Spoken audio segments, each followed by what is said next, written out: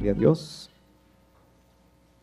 Tengo acá una versión interesante y quisiera compartir con ustedes esta tarde lo que vamos a llamar en esta hora el proceso del fruto. ¿Cuántos quieren ser personas fructíferas? ¿Sí? ¿Quiere usted ser una persona fructífera? ¿Quiere tener una familia fructífera? ¿Sí? ¿Quiere que realmente su vida fructifique? Vamos a ver el proceso del fruto. Si usted quiere fructificar, de alguna manera veamos entonces esta tarde el proceso del fruto. Dice esta versión: si en verdad yo les digo que a menos que el grano de trigo caiga a tierra y se muera, dice esta versión, solo permanece, dice, un grano. Note bien, solo permanece un grano. Pero si muere, produce una cosecha grande. Lo voy a volver a leer. Sí, en verdad yo les digo que a menos que el grano de trigo caiga a tierra y se muera, solo permanece un grano. Pero si muere, produce una cosecha grande. Padre, gracias en esta tarde, porque tu palabra, Señor, siempre nos edifica, tu palabra nos bendice, tu palabra nos liberta. Te suplicamos que tu Santo Espíritu tome otra vez, Señor, este vaso para poder transmitir tu bendita palabra. Que haya un espíritu, Señor, de entendimiento, que haya un espíritu de enseñanza, que haya un espíritu, Señor, de revelación. Y que tu palabra, Señor, produzca el fruto necesario en nuestras vidas. En el nombre de Jesús yo te doy gracias. Amén y amén. Qué interesante es entonces darnos cuenta que si queremos fructificar tenemos que conocer el fruto, o mejor dicho, el proceso del fruto.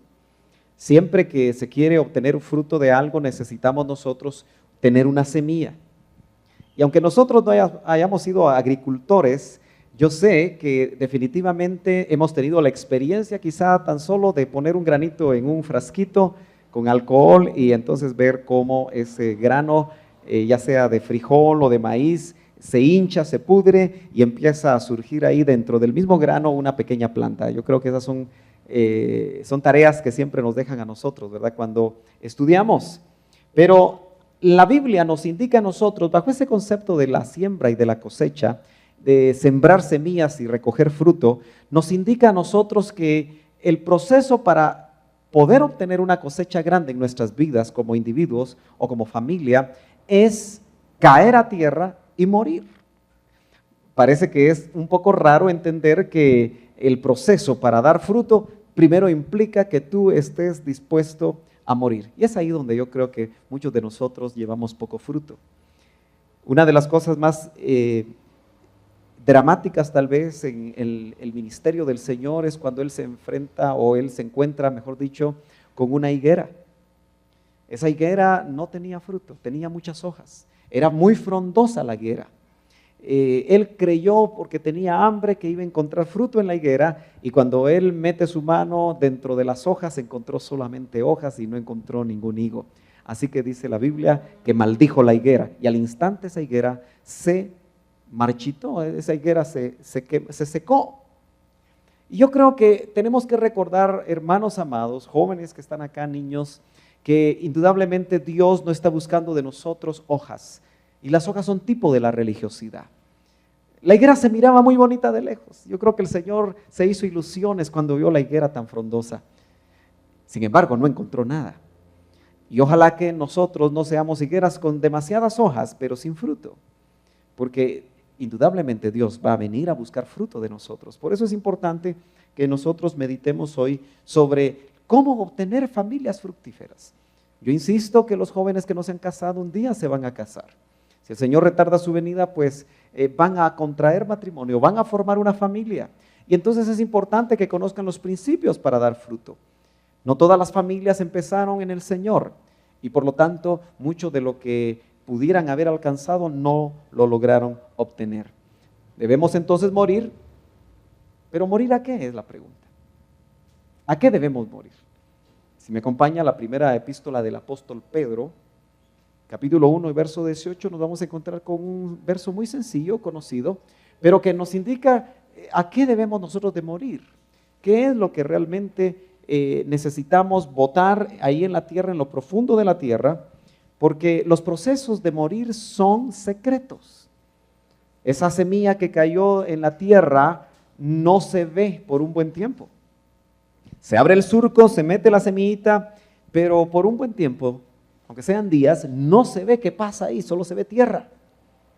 De la misma manera, cuando Dios te mete en los procesos de muerte, en los procesos en los cuales Él anhela que nosotros muramos a cosas que no le agradan a Él, entonces tampoco se ve nada, tampoco sentimos nada. Tal vez no sentimos ni a Dios muchas veces en esos procesos. Pero dice esta versión, Dios los rescató a ustedes de la vida sin sentido que llevaban antes. Así vivían sus antepasados. Y ellos les enseñaron a ustedes a vivir de la misma manera. Dice, pero ustedes saben muy bien que el precio de su libertad no fue pagado con algo pasajero como el dinero. Entonces la Biblia nos habla a nosotros que debemos de morir a la vieja manera de vivir, a la vana, a la vacía, a la vida sin sentido. Vano en el griego es algo que no produce nada, es algo vacío, algo sin sentido. ¿Cuántas familias y cuántos individuos sienten muchas veces que no están produciendo nada? Los años caminan, los cumpleaños se celebran con pastel y con velitas, pero cada vez que cumplimos años como que es momento de reflexionar y saber si estamos caminando en esta tierra produciendo fruto. Es más, siendo árboles, siendo plantas que tienen fruto para que otros coman. ¿Cuántos saben que sus hijos, si son padres, van a llegar a ustedes como árboles para ver si hay fruto en ustedes? Y si encuentran solo hojas, también se van a sentir frustrados. Ahora, la vana manera de vivir, la vacía manera de vivir que heredamos de los padres, es aquello que tenemos nosotros que botar a tierra para verdaderamente producir fruto. Ahí en el Proverbio 23, capítulo 23 de los Proverbios, el verso 7 nos indica la sabiduría que le dieron al autor a los proverbios. Usted sabe que Salomón escribió muchos proverbios, aunque no fue el único autor. Probablemente este este proverbio, él lo recibió de parte del Señor. Pero dice el proverbio, porque ¿cuál es su pensamiento? En su alma, tal es él. No sé cómo dice su versión. ¿Alguien tiene una versión diferente que la lea, por favor? Esa gente te invita a comer, pero su invitación no es sincera. Esa gente es tan tacaña que se fija en cuanto comes. Bueno, esa versión está muy diferente, ¿verdad? 23:7, probablemente está corrido un verso. ¿Dice lo mismo en la de ustedes? ¿Sí? Porque ¿cuál es su pensamiento en su alma? Tal es él. Probablemente lo dice un poquito más abajo, ¿no es cierto? ¿Sí? Hay otra versión donde dice, muy sencillo, dice, ¿cuál es su pensamiento? Tal es él. ¿Sí? ¿Alguno lo tiene ahí? ¿Cómo lo dice ahí? Ok, vamos a oírlo todos. Pues como piensa dentro de sí, así es. Pues como piensa dentro de sí, así es. Esa es una verdad para todos nosotros. ¿Cuál es el pensamiento en su alma? Así es usted. Yo sé que sabía usted ese verso. Ahora, somos entonces lo que nosotros pensamos. Y una de las cosas interesantes es que yo quiero hoy compartir ideas sobre el matrimonio o sobre la familia, si usted quiere, que no permiten fructificar. Hoy lamentablemente no contamos con la cañonera, pero de alguna manera vamos a tratar de ser lo más gráficos posibles para transmitir a usted ideas. Acuérdese, aquello que fue trasladado de generación en generación, de padres a hijos y de hijos a los siguientes hijos, ¿verdad? Que serían los nietos. Eso que ha sido trasladado de generación en generación y que lo pensamos y nos define como tales, muchas veces son ideas y son conceptos que aún como cristianos siguen ahí en nosotros y no nos permiten fructificar. Una de esas ideas yo la traslado en una pregunta: ¿quién manda en la casa?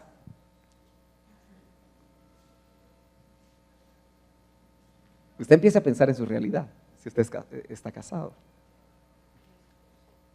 ¿quién manda en la casa? Las respuestas son distintas. Si le preguntamos al esposo, él dice, yo soy la cabeza. Y si le preguntamos a la esposa, dice, yo soy el cuello que mueve la cabeza.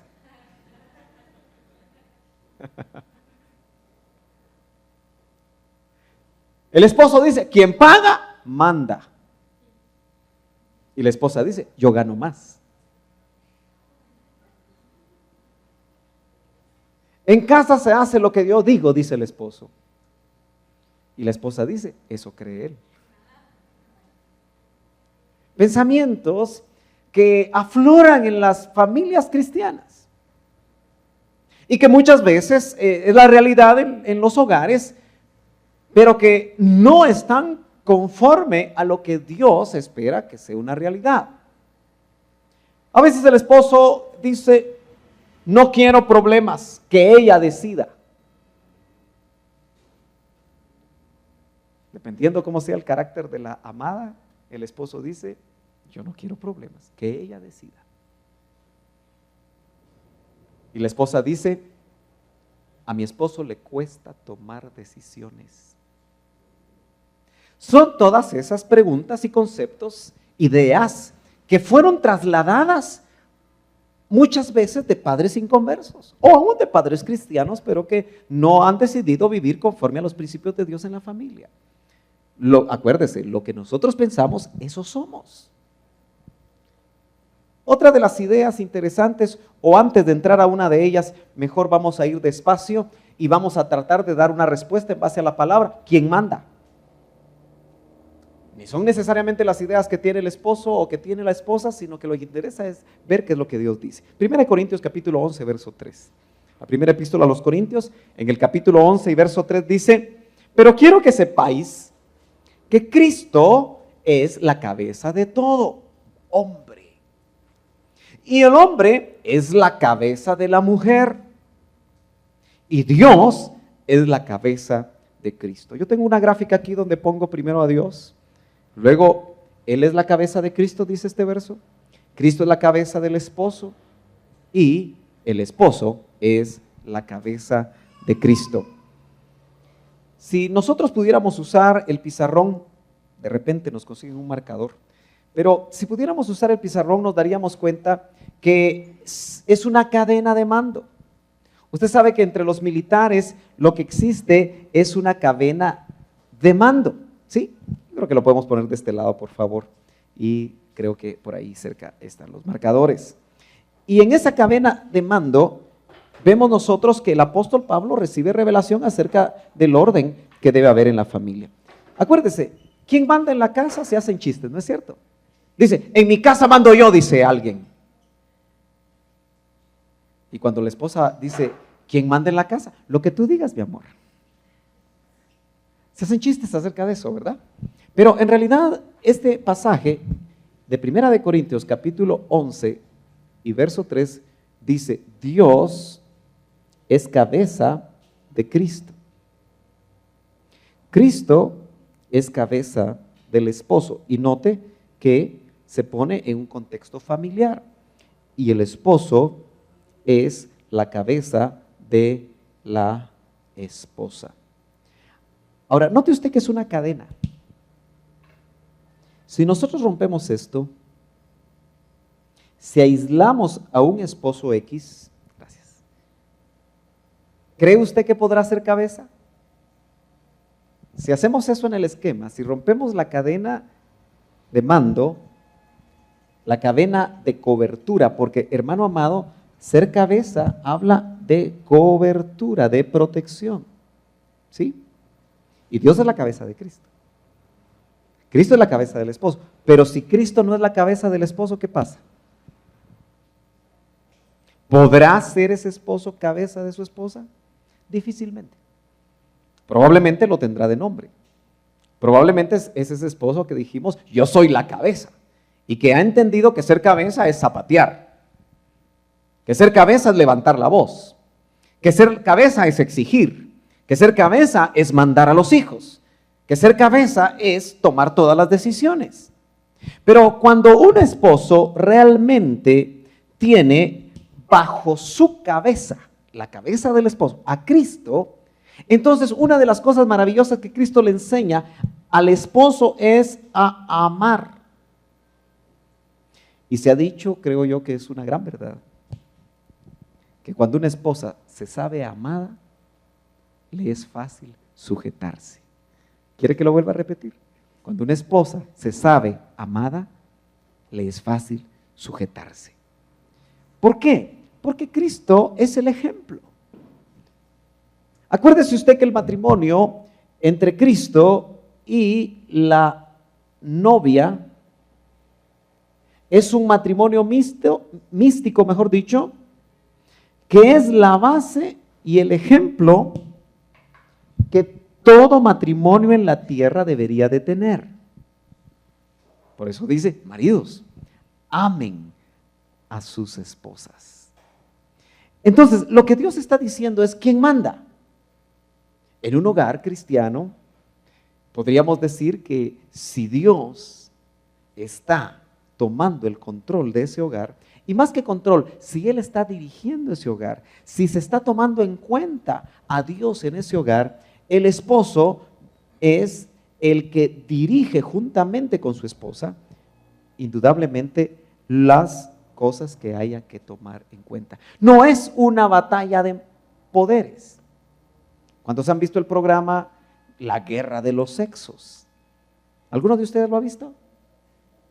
Bueno, ahí se trata en cada capítulo de los programas de demostrar si son las mujeres las que son más listas o son los hombres los más listos. A veces ganan ellos y a veces ganan ellas. No es guerra de los sexos, es saber que la idea de Dios, el concepto de Dios para el matrimonio es que Dios, a través de Cristo, ejerce una cobertura y una dirección para el esposo que indudablemente va a bendecir a la esposa. Pero otra idea preconcebida, porque somos lo que nosotros pensamos. Y si usted quiere tener una familia fructífera, si usted quiere realmente ser una persona que cuando se casa, si no se ha casado, va a tener y a experimentar un matrimonio fructífero, entonces hay que tener las ideas de Dios y hay que practicar las ideas de Dios. Hay que pensar las ideas de Dios para ser esas ideas que nosotros pensamos. Acuérdese, el proverbista dice, lo que usted piensa, eso es. Por eso, si usted tiene pensamientos muy negativos del matrimonio y de los hombres, o si usted es hombre de las mujeres, lo más seguro es que va a tener problemas en el matrimonio. Otro tema interesante, otro tópico son las finanzas. ¿Cuántos saben que las finanzas son un problema en el matrimonio? O ella gasta mucho, o él es un tacaño. Y no es raro ver artículos incluso de personas que no son cristianos, que piensan que las finanzas es uno de los grandes problemas que hacen que los matrimonios tengan problemas, las familias tengan problemas y que muchas veces se divorcien. Nuevamente el esposo en cuanto a finanzas, acuérdese, pueden ser conceptos que se heredaron de papá y mamá o de los abuelos. El esposo dice, a la esposa ni todo el amor, ni todo el dinero. Eso lo enseñaban los abuelos. Se lo repito, a la esposa, ni todo el amor, ni todo el dinero. Yo me recuerdo todavía oír conceptos a veces en personas que todavía no habían encontrado el camino del Señor, decirle a un joven tratando de educarlo, mira, tené cuidado de meterte bajo las naguas de la esposa. Esos son conceptos, naguas serían faldas, ¿sí? Y generalmente son consejos de una suegra a su hijo para cuando se case o si ya se casó. En otras palabras le está diciendo, no te dejes, ten cuidado, te van a mandar.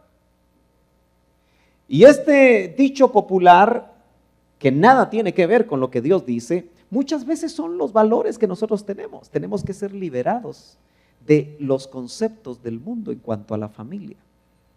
Y es que hoy en día trabaja el hombre y trabaja la esposa. Y el problema serio es, ¿qué hacen con el dinero?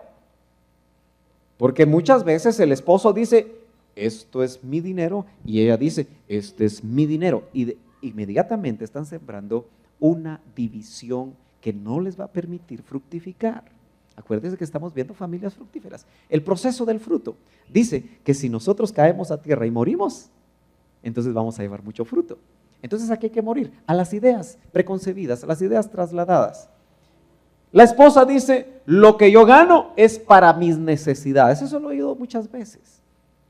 Muchas esposas se ponen a trabajar porque quieren estrenar cada domingo. Otras realmente trabajan porque saben que si no trabajan no alcanza para la casa. Pero de igual forma, son conceptos que no necesariamente son los adecuados. Muchas veces el esposo dice, no diezmo ni ofrendo porque no me alcanza. Y la esposa dice, nunca me alcanza lo que recibo. Son conceptos que como cristianos no deberíamos de trasladar. No deberíamos de pensar, porque cuando decimos nosotros, no me alcanza, estamos pensando que no tenemos un Dios, no estamos creyendo en un Dios que provee. Aunque tu realidad sea que no te alcanza, tienes un Dios que provee. Acuérdate, tú eres lo que piensas. ¿Me estás siguiendo? Si usted piensa que no le alcanza toda la vida, nunca le va a alcanzar. Esa va a ser su realidad. Ahora, mire, dice también, ¿cuántos han oído este dicho? Dentro de las familias, el dinero no se da en los árboles. A veces lo dicen los padres, ¿verdad? Los padres están muy conscientes de lo que cuesta ganar el dinero. Y a veces los hijos quieren esto y quieren aquello, y la esposa quiere esto y quiere lo otro. Y él dice, es que el dinero no se da en los árboles. Y a veces las esposas dicen conceptos como estos, siempre seremos pobres. Lo que usted piensa, eso va a ser. Lo que usted piensa, eso es. ¿Qué dice realmente Dios? Porque hay que morir a lo que no es de Dios. Pero hay que renacer a lo que es de Dios para llevar mucho fruto. El principio de Dios usted lo puede encontrar en un pasaje muy conocido. ¿Se acuerda cuando dice el esposo, yo no diezmo ni ofrendo porque no me alcanza? Esto es un principio que cuando nosotros no lo hacemos va a traer problemas. Dice Malaquías capítulo 3 y verso 10, dice, traed íntegro el diezmo para los fondos del templo. Es una versión muy interesante, muy sencilla, muy fácil de comprender. Y así habrá alimento en mi casa. Probadme en esto, dice el Señor Todopoderoso. Note que aquí se presenta el Señor como el Shaddai. ¿Y sabe por qué se presenta como el Shaddai? Porque el Shaddai es el que da todo lo que necesitamos. El Shaddai es pechos que amamantan. ¿Y cuántos saben que una mamá que está amamantando un bebé, lo que le da de leche es suficiente para el bebé normalmente? ¿Sí? ¿Lo sabe usted?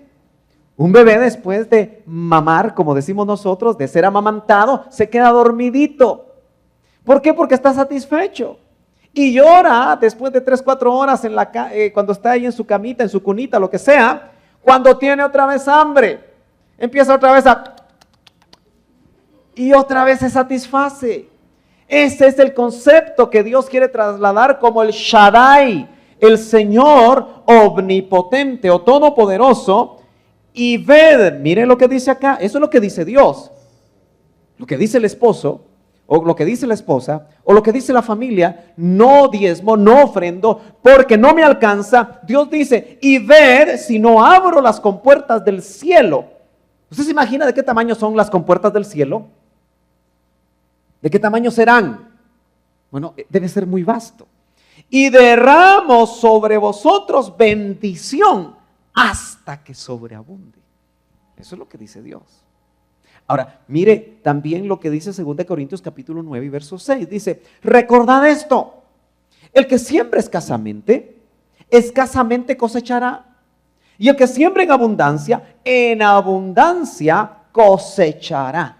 Esos son los principios de Dios. Si queremos ser familias fructíferas en torno a las finanzas, no tenemos que dejarnos llevar por los conceptos de la abuelita o por los conceptos de aquí y de allá, sino que necesitamos dejarnos llevar por los principios de Dios. El tema de los hijos es también complicado, Muchas veces el tema de los hijos hace que no funcione la familia para ser fructífera. Mire lo que las ideas del mundo que trasladan acerca de los hijos. Son bien fuertes, pero dice, cría cuervos y te sacarán los ojos. ¿Ha oído usted eso? Espero que nunca se lo haya dicho a su mamá o su papá. Cría cuervos y te sacarán los ojos. De tal palo, tal astilla. Si a su papá lo conocieron como el bolito de la colonia, la gente lo que va a decir es que usted va a ser un bolito o una bolita. Si a su papá lo conocieron como mujeriego, lo que van a decir en la familia, y por cierto, maldiciéndolo, cuando le digan de tal palo, tal astilla, le van a decir, vas a ser igual. Son conceptos equivocados a los que tenemos que morir, porque probablemente esos conceptos en algún momento llegaron a nuestras vidas. A veces los padres equivocadamente dicen, los hijos solo generan gastos. ¿Qué dice Dios? Ahí en el Salmo 127:3 dice, he aquí, herencia de Jehová son los hijos, cosa de estima el fruto del vientre. Eso es lo que dice Dios. Entonces, cada vez que tú tengas idea de que tus hijos solo sirven para sacarte la plata, tienes que ir al principio de Dios, porque lo que tú piensas, eso eres. Romanos capítulo 12, verso 2 dice, no sigan la corriente del mundo en que vivimos, sino más bien transfórmense a partir de una renovación interior. El llamado es a cambiar la mente, es a cambiar los pensamientos, a renovar nuestra mente. Y primera de Timoteo capítulo 5 y verso 8 dice, si alguien no tiene cuidado de los suyos, y especialmente de los de su casa, ha negado la fe y es peor que un incrédulo. ¿Sabe usted que a veces hay dentro de la familia de Dios, dentro de la iglesia, hombres tan descuidados que no proveen para su casa? Y la Biblia dice, si alguien no tiene cuidado de los suyos, y especialmente los de su casa, ha negado la fe. Qué fuerte es eso, hermano. Ha negado la fe. ¿Quiere decir que mis acciones pueden hacer que yo niegue la fe dentro del contexto familiar? Sí. Y es peor, dice, que un incrédulo. Así que si nosotros queremos realmente llevar fruto, tenemos que aprender a sembrar buenas semillas. Y tenemos que aprender a morir a aquello en el proceso del fruto que Dios quiere que nosotros muramos. Hay unos versos interesantes donde vemos que las semillas que sembramos en nuestro matrimonio o en nuestra familia o en nuestra propia vida fructifican para bien o para mal. Usted no puede ser neutral en esto. Siembra una buena semilla, va a obtener un buen fruto. Siembra usted una mala semilla, va a obtener un mal fruto. Por eso qué importante es, jóvenes, que ustedes que no están casados, aprendan a cultivar buenas semillas en su vida personal, para que cuando estén juntos con aquella persona que Dios escogió para ustedes, ambos siembren buenas semillas y entonces haya buen fruto. Fíjese que en Job capítulo 4, verso 8 dice, he observado a los que hacen el mal. Los mismos, dice, que lo siembran, lo cosechan. He observado a los que hacen el mal, los mismos que lo siembran, es decir, que siembran mal, lo cosechan. También dice, el que siembra maldad, cosechará calamidades, dice el proverbio. Y hay un verso tremendo en Ageo capítulo 1 y verso 6 que dice, habéis sembrado mucho, pero habéis recogido poco. Qué frustrante debe ser estar sembrando mucho y al final de la cosecha recoger poco. Y eso le pasaba a estos hombres a los que se les escribió en Ageo. Dice, coméis, pero no os saciáis. ¿Ha sentido usted que come y come y come y no se sacia? Acuérdese que está hablando también no solo en lo literal, sino que en lo espiritual. Dice, bebéis, pero no quedáis satisfechos. Os vestís, pero no os abrigáis. y el jornalero recibe su jornal en bolsa rota. Finalmente, el autor de Eclesiastés en el capítulo 11, verso 4 dice, el que observa el viento no sembrará, dice. Y el que se queda mirando las nubes no segará. En otras palabras, lo que está diciendo es que para también cosechar hay que trabajar primero. Hay que abrir el surco. Usted se está poniendo a pensar que usted que está todavía soltero o solterita, tiene que aprender a manejar los instrumentos para abrir el surco. Para poder tener el surco preparado para que las semillas que se van a sembrar en ese lugar, en el campo llamado matrimonio, realmente fructifique para bien. ¿Ya se puso a pensar que todos sus malos hábitos usted los lleva al matrimonio? Si usted es una persona que se levanta tarde, yo le aseguro que en el matrimonio, cuando se case, la esposa lo va a tener que levantar con grúa para que usted se levante. Si a usted no le gusta trabajar, estoy hablando a ustedes, los jóvenes que están aquí solteritos, ¿para qué vinieron?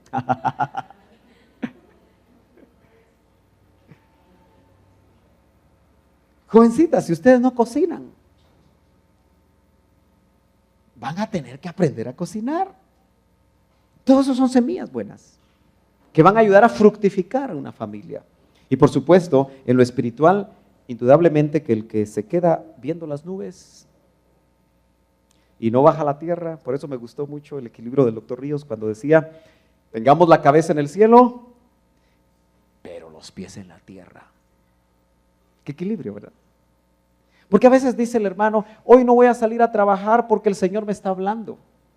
Sí, pero lo que el Señor te está diciendo es trabaja, porque el que no trabaja, que no coma. Eso es lo que está diciendo Dios. ¿No es cierto? Con la cabeza en el cielo, pero con los pies en la tierra. ¿Qué será una buena semilla? Oseas 10:12 nos indica a nosotros las buenas semillas. Dice, sembrad para vosotros justicia y segad lealtad. Abríos surcos, porque es tiempo de buscar a Jehová, hasta que venga y haga llover justicia para vosotros. Entonces, el que siembra justicia, dice que segará o cosechará lealtad. Dice el proverbio también, el impío logra salario falso, pero el que siembra justicia tendrá verdadera recompensa. Qué importante es sembrar justicia. Y note que el contexto habla de personas que cuando por impíos reciben salario falso. ¿Por qué salario falso? Porque así como llega, así se va. ¿Se ha dado cuenta usted cómo en estos dorados tiempos en nuestra bella Guatemala, la gente que no estudia, la gente que no se prepara, la gente que es buena para hablar y para mentir, es la que obtiene los mejores puestos dentro del gobierno? ¿Y a qué llegan al gobierno la mayoría de ellos? A robar. Entonces reciben salario falso porque son impíos. Y así como lo obtienen, así se les va. Pero si nosotros sembramos justicia, es decir, que hacemos negocios con justicia, que trabajamos con justicia, que somos personas justas delante de Dios y delante de los hombres, dice que recibiremos una verdadera recompensa. Gálatas 6:7, y con eso voy terminando. Dice, no se engañen ustedes mismos, porque nadie puede hacerle trampa a Dios. Qué bonita esa versión, qué clara, ¿verdad?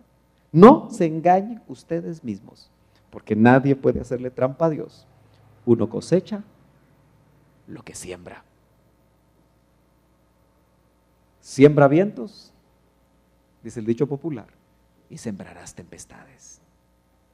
Si nosotros somos lo que pensamos y lo que pensamos fue heredado de la vana manera de vivir de nuestros padres, es tiempo que caigamos a tierra y que ahí en ese proceso secreto dejemos lo que no es de Dios. Yo siempre he creído que yo aprendí a ser papá viendo a mi papá. Y seguramente usted aprendió a ser mamá viendo a su mamá. Eso no es suficiente. Es más, podemos tomar un camino equivocado. Nosotros tenemos que ser padres y tenemos que ser esposos de acuerdo a los principios de Dios. Nosotros tenemos que sembrar las semillas buenas, que sin duda están dentro de la alforja que Dios nos ha dado desde que nacimos de nuevo. Pónganse de pie, vamos a orar. Vamos a pedirle al Señor que Él nos bendiga. Vamos a pedirle al Señor que Él hable a nuestros corazones. Vamos a pedirle al Señor que sea su palabra la que verdaderamente sea sembrada en buen terreno en nuestros corazones y que podamos poner en práctica la palabra. La palabra que no se pone en práctica nos hace religiosos, nos hace conocedores, pero no nos hace verdaderos hombres y mujeres fructíferos para el Señor. Padre, venimos en esta tarde dándote gracias, Señor, porque entendemos que tú anhelas que como familias podamos fructificar. Tú fuiste el grano de trigo que cayó a tierra hace 2000 años y murió. Porque cuando moriste, Señor, en la cruz del Calvario, ahí garantizaste llevar muchos hijos a la gloria, llevar mucho fruto. Por cuanto tú moriste, nosotros hoy podemos tener vida. Y ahora, Señor, que hemos visto que hay cosas que siguen siendo nuestra manera de pensar frente al matrimonio, frente a la familia, frente al ser padre o ser esposo, yo te pido que tu Santo Espíritu en esta hora saque a luz aquellos pensamientos, aquellas ideas, aquellos conceptos, aquellas fortalezas que nos hacen al día de hoy ser quien somos, pero que no son conforme a tu voluntad y a tu revelación acerca de la familia. Señor, tu palabra dice que toda planta que no plantó mi Padre sea desarraigada. Todo pensamiento, todo valor ajeno, toda idea de cómo ser padres, de cómo ser hijos, de cómo ser esposos, que no viene, Señor, de buena semilla, desarráigala ahora. Que hoy estemos dispuestos a morir a esas ideas, a esos conceptos. Que nuestra mente sea renovada. Oh Señor, que seamos salvos de esta perversa generación, que con sus conceptos, sus ideas, sus prácticas, Señor, nos hacen infructíferos, nos hacen vacíos, nos secan. No queremos ser, Señor, una higuera llena de hojas. Queremos tener fruto. Queremos dar fruto, Señor. Y queremos no un fruto a 30. No queremos un fruto a 60, Señor. Queremos un fruto a 100. Un fruto que te agrade. Como Padre, Señor, queremos fructificar para que nuestros hijos coman de nosotros. Nuestras esposas coman de nosotros. Y que sean frutos que transmitan vida. En el nombre de Jesús, Señor, queremos ser familias que lleven fruto para otros. Ayúdanos a morir aquello que no te ha agradado. Esa vana manera de vivir heredada de nuestros padres. Que por el contrario, Señor, podamos imitar aquellos padres que oraban, que intercedían, que te buscaban, que seguían, Señor, tu palabra con sinceridad. Permite imitar eso en nuestras familias. te lo suplicamos, que todo lo bueno, óigame bien, hermano, todo lo bueno, todo lo digno,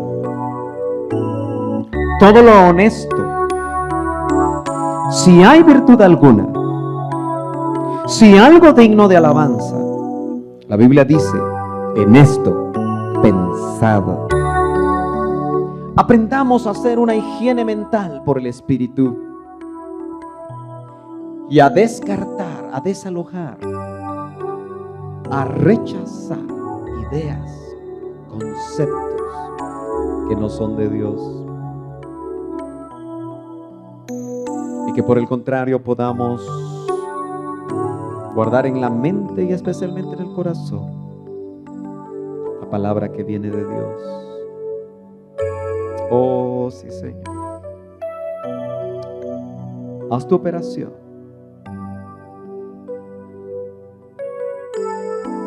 Hay todavía tiempo para que tú en esta tarde renuncies a aquellas formas de pensamiento que te hacen infructífero,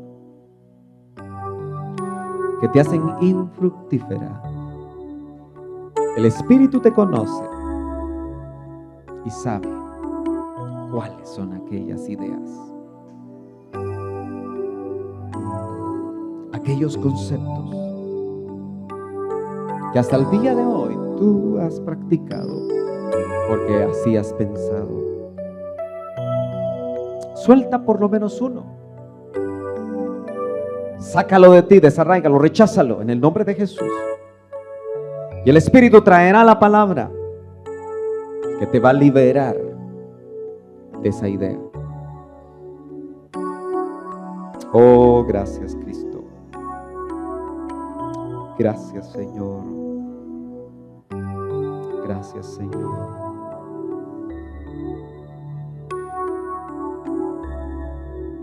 Seamos barro en las manos del alfarero.